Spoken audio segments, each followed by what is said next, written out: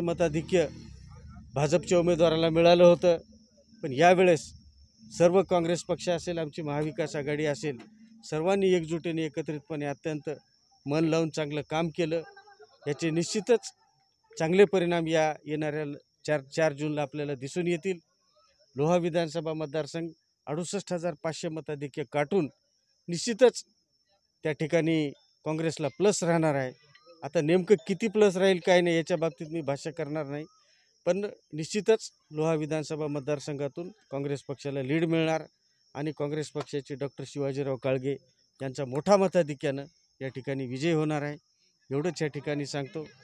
आणि एक या ठिकाणी सध्याच्या लोकसभेच्या निवडणुकीच्या नंतरचं जे चित्र बघायला मिळते, लोकसभेच्या निकालाच्या नंतर काँग्रेस पक्षामध्ये मोठ्या प्रमाणावर इनकमिंग या ठिकाणी होणार आहे.